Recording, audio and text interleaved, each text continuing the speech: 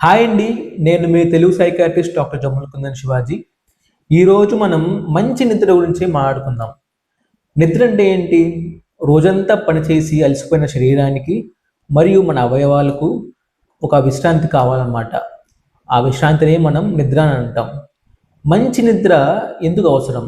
ఎందుకంటే మన శరీరంలోని అవయవాలన్నీ సరిగ్గా పనిచేయాలన్నా మరియు కొన్ని హార్మోన్లు ఏవైతే ఉన్నాయో అవి నిద్రలోనే ఎక్కువ తయారవుతూ ఉంటాయి. అవి మంచిగా తయారవ్వాలన్నా సరే, లేదు కోవిడ్ టైంలో మీరు బాగా విన్న పదం రోగనిరోధక శక్తి, ఇమ్యూనిటీ. ఇమ్యూనిటీ మంచిగా పనిచేయాలన్నా సరే నిద్ర అనేది చాలా ముఖ్యం. మరి సైకాట్రిస్ట్ అయ్యుండి మన బ్రెయిన్‌కి నిద్ర ఎంత అవసరమో చెప్పాలి కదా!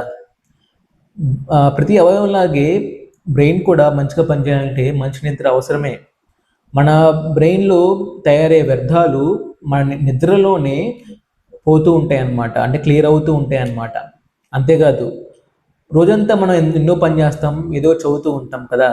అవన్నీ మీ జ్ఞాపక శక్తిలో స్టోర్ అవ్వాలంటే నిద్ర అనేది చాలా ముఖ్యం.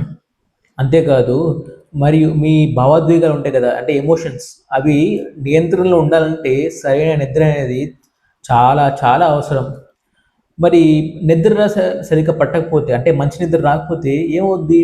ఏమవుతుందంటే ఆందోళన పెరుగుతుంది, చిరాకు పెరుగుతుంది, దేని మీద ధ్యాస ఉండదు, దృష్టి ఉండదు.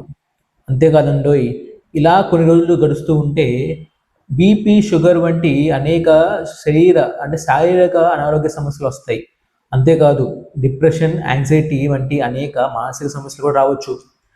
మరి మంచి నిద్ర పట్టాలంటే తీసుకోవాల్సిన చర్యలు కావాల్సిన చిట్కాలు నెక్స్ట్ పార్ట్‌లో చెప్తాను.